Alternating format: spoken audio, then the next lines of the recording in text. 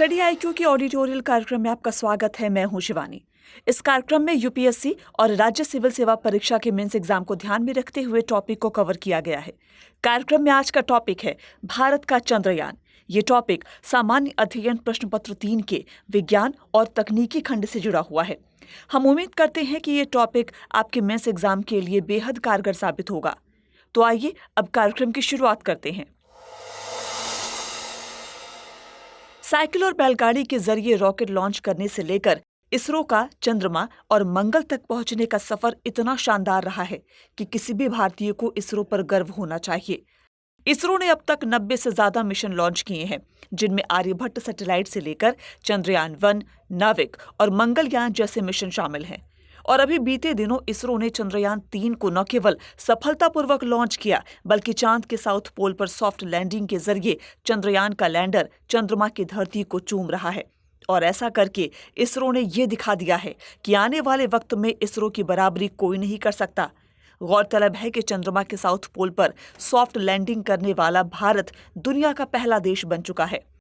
तो चलिए दोस्तों, आज के इस ऑडिटोरियल में विस्तार से चर्चा करते हैं चंद्रयान के बारे में और साथ ही समझेंगे कि आखिर चंद्रयान 2 की तुलना में चंद्रयान 3 कितना एडवांस है और इसमें क्या बदलाव किए गए थे जिससे इसरो ने ये कारनामा कर दिखाया।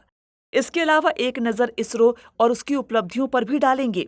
साथ ही चर्चा करेंगे भारत और दूसरे देशों के लिए चंद्रयान 3 का क्या महत्व है। लेकिन चंद्रयान के बारे में जानने से पहले ये जानना जरूरी है कि इसरो की अब तक की उपलब्धियां क्या रहीं। साल 1962 में जब चीन ने भारत पर आक्रमण किया तो चीन जैसे आक्रामक देशों को शांतिपूर्ण तरीके से काउंटर करने के लिए डॉक्टर विक्रम साराभाई की अध्यक्षता में Indian national committee for space research यानी कि इनकोस्पार का गठन किया गया। लेकिन 6 साल बाद इनकोस्पार की जिम्मेदारियों को बढ़ाया गया और 15 अगस्त 1969 को इनकोस्पार का नाम बदलकर इंडियन स्पेस रिसर्च ऑर्गेनाइजेशन यानी इसरो कर दिया गया। बहरहाल तब से लेकर आज तक इसरो ने फिर पीछे मुड़कर नहीं देखा।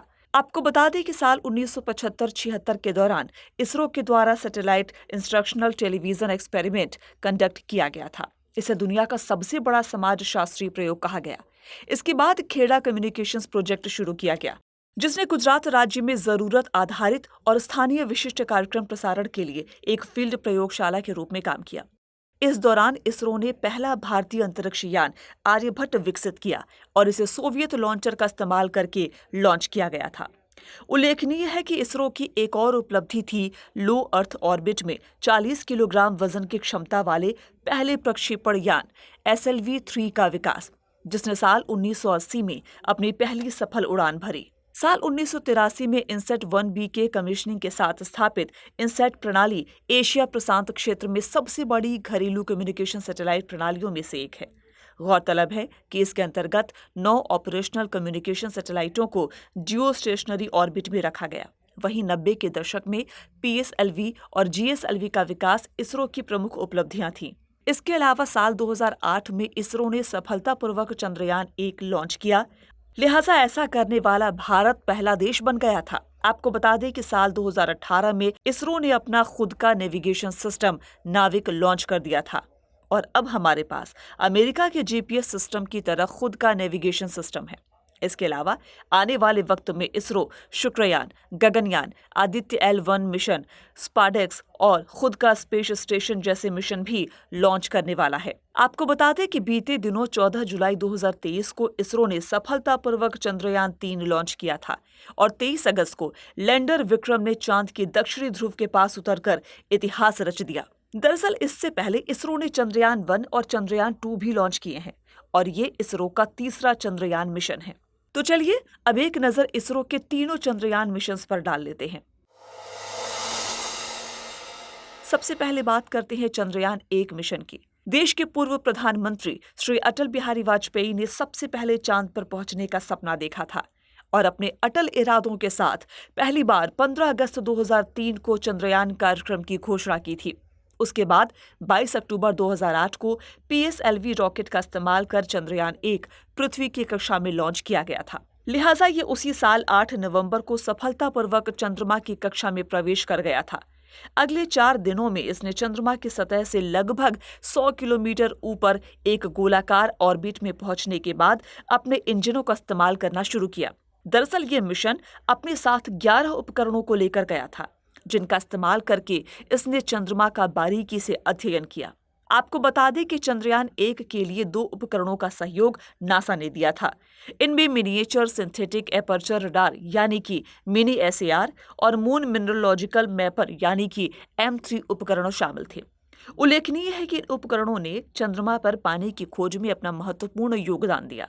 दरअसल चंद्रमा पर पानी की खोज चंद्रयान-1 मिशन का एक महत्वपूर्ण वैज्ञानिक लक्ष्य था। असल में मिनी एसएआर ने चंद्रमा पर पानी का बर्फ के अनुरूप पैटर्न का पता लगाया था, जबकि M3 ने विश्लेषण किया कि पानी की उपस्थिति की पुष्टि करने के लिए चंद्रमा की सतह इंफ्रारेड लाइट को किस तरह से रिफ्लेक्ट और अवशोषित करती है। इसके अलावा M3 ने चंद्रमा पर पानी और हाइड्रोक्सिल के डिस्ट्रीब्यूशन पर भी बहुमूल्य डेटा दिया था। लिहाजा ये निष्कर्ष भविष्य के मून मिशन और चंद्रमा की उत्पत्ति को समझने के लिए महत्वपूर्ण थे। द प्लैनेटरी सोसाइटी की एक रिपोर्ट के मुताबिक चंद्रयान-1 के साथ 29 अगस्त 2009 को संपर्क टूट गया था, लेकिन तब तक इस मिशन ने चंद्रमा पर पानी की खोज समेत अपने जरूरी उद्देश्यों को पूरा कर लिया था। अब अगर चंद्रयान-2 मिशन की बात करें तो इस मिशन को इसरो ने 22 जुलाई 2019 को लॉन्च किया था। दरअसल इसका ऑर्बिटर सफलतापूर्वक चंद्रमा की कक्षा में प्रवेश कर गया था, लेकिन रोवर के साथ लैंडर चंद्रमा के दक्षिणी गोलार्ध में सॉफ्ट लैंडिंग नहीं कर पाया था। आपको बता दें कि लैंडर विक्रम जब चांद की सतह से 2.1 किलोमीटर की दूरी पर था, तब ग्राउंड स्टेशन से उसका संपर्क टूट गया। द प्लैनेटरी सोसाइटी के मुताबिक ऑर्बिटर को 7 साल तक काम करने के लिए डिजाइन किया गया था, जबकि लैंडर और रोवर को सफलतापूर्वक उतरने पर 1 चंद्र दिवस तक काम करने की उम्मीद थी। इसका मकसद चंद्रयान-1 मिशन के दौरान एकत्र किए गए आंकड़ों के आधार पर चंद्रमा के बारे में और ज्यादा जानकारी एकत्र करना शामिल था। इसके अलावा ऑर्बिटर का लक्ष्य चंद्रमा की टोपोग्राफी की मैपिंग करना, चंद्रमा की सतह के खनिज विज्ञान का अध्ययन करने के अलावा हाइड्रोक्सिल और वाटर आइस के नमूनों की खोज करना था, लेकिन दुर्भाग्य से ऐसा नहीं हो सका। तो चंद्रयान-2 की इसी अधूरी कहानी को पूरा करने के लिए बीते दिनों 14 जुलाई को चंद्रयान-3 सफलतापूर्वक लॉन्च कर दिया गया। इसने सफलतापूर्वक 23 अगस्त को चांद की सतह पर लैंड कर इतिहास रच दिया। चंद्रयान-3 में एक लैंडर और रोवर कॉन्फ़िगरेशन शामिल है और इसे श्रीहरिकोटा में सतीश धवन अंतरिक्ष केंद्र से LV-M3 द्वारा लॉन्च किया गया था। इसका प्राथमिक मकसद चंद्रमा की सतह पर सुरक्षित तरीके से सॉफ्ट लैंडिंग करके चंद्रमा की सतह के बारे में अध्ययन करना है। खासकर उन जगहों का पता लगाना है जहां करोड़ों सालों से सूर्य का प्रकाश तक नहीं पहुंच पाया। गौरतलब है कि वैज्ञानिकों और खगोलविदों को इन अंधेरे इलाकों में बर्फ और मूल्यवान खनिज संसाधनों के होने का संदेह है।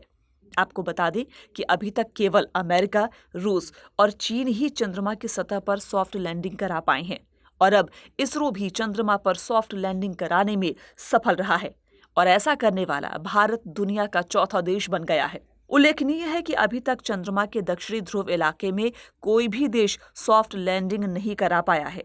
तो ऐसे में दक्षिणी ध्रुव इलाके में सॉफ्ट लैंडिंग करने वाला भारत दुनिया का पहला देश भी बन गया है। दरअसल सॉफ्ट लैंडिंग तब होती है जब कोई अंतरिक्ष यान चंद्रमा की सतह पर सही सलामत उतरता है और किसी भी तरह से दुर्घटनाग्रस्त नहीं होता है। सॉफ्ट लैंडिंग प्रक्रिया में सबसे महत्वपूर्ण ये होता है कि लैंडिंग बेहद धीरे धीरे की जाती है। ऐसे में अब सवाल उठता है कि चंद्रयान-2 की तुलना में चंद्रयान-3 कितना एडवांस है और इसमें इसरो ने कौन कौन से सुधार किए थे जिसकी वजह से इसरो ने ये उपलब्धि हासिल की है।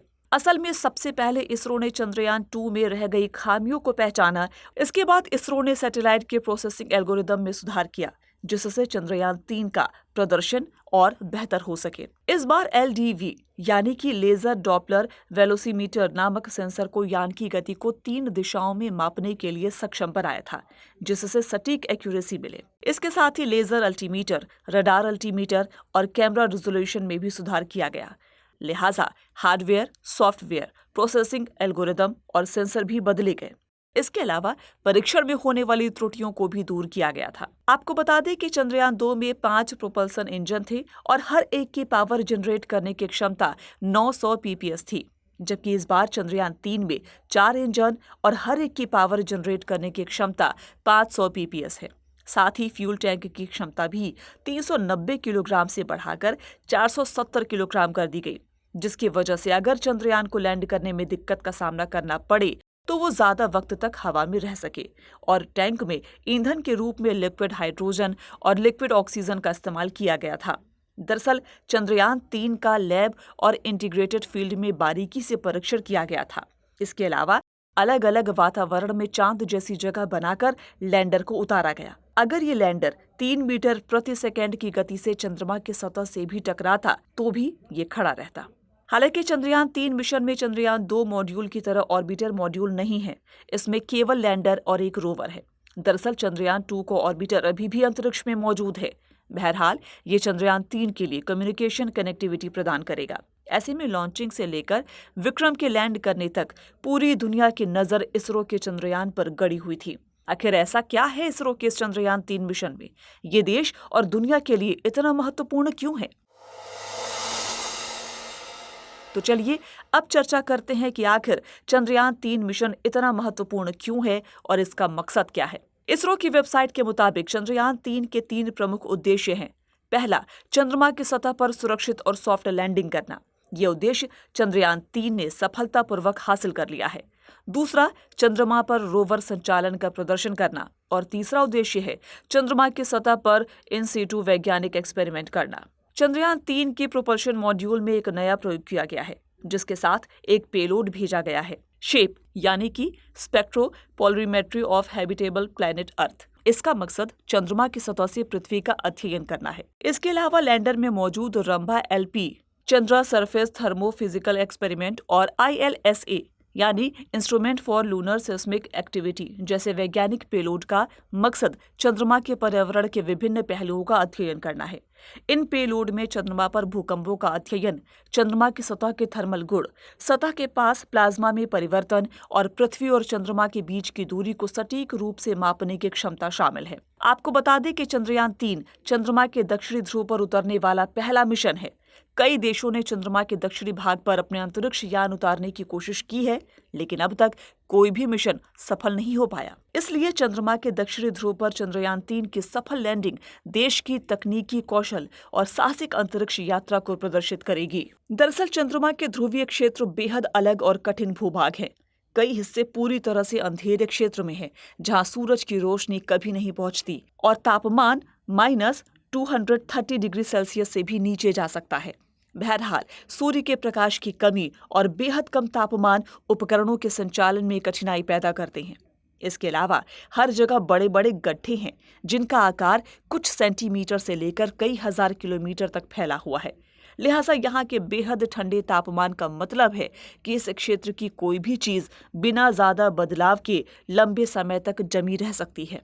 इसलिए चंद्रमा के उत्तरी और दक्षिणी ध्रुवों की चट्टानें और मिट्टी प्रारंभिक सौर मंडल के बारे में सुराग दे सकती हैं। बहरहाल चंद्रयान-3 द्वारा चांद के दक्षिणी ध्रुव पर खनिजों से लेकर पानी की खोज के अलावा कई वैज्ञानिक एक्सपेरिमेंट किए जाएंगे।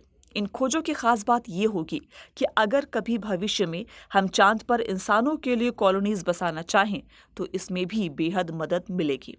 गौरतलब है कि चंद्रमा के दक्षिणी ध्रुव पर किए गए अध्ययन भविष्य के अंतरिक्ष मिशन के लिए भी महत्वपूर्ण होंगे, क्योंकि दक्षिणी ध्रुव वही साइट है जहां यूएसए का आर्टेमिस 3 मिशन उतरने वाला है। लिहाजा यूएसए के लिए चंद्रयान-3 बेहद महत्वपूर्ण है। आपको बता दें कि आर्टेमिस 3 यूएसए के आर्टेमिस अंतरिक्ष कार्यक्रम का तीसरा मिशन है।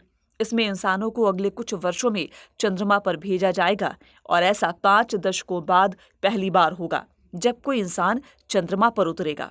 इसके अलावा भविष्य में स्पेस टेक्नोलॉजी मार्केट का रणनीतिक और राजनीतिक महत्व से अकल्पनीय विस्तार होने वाला है। ऐसा माना जाता है कि जब चंद्रमा इंसानों के लिए आसानी से पहुंच योग्य हो जाएगा तो चंद्र अभियानों के हिसाब से ही चंद्रमा पर देशों का दावा सिद्ध होगा। लिहाजा इसलिए भी ये देश के लिए एक महत्वपूर्ण उपलब्धि है।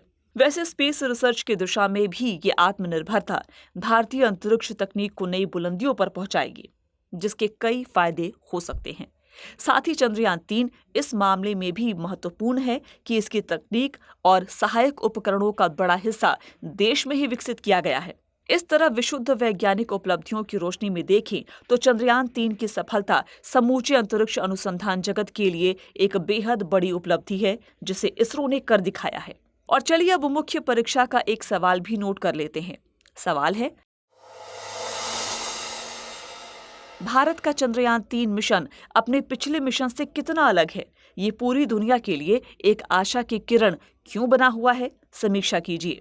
उम्मीद है कि ये पूरा टॉपिक आपकी परीक्षाओं के लिहाज से बेहद कारगर साबित होगा।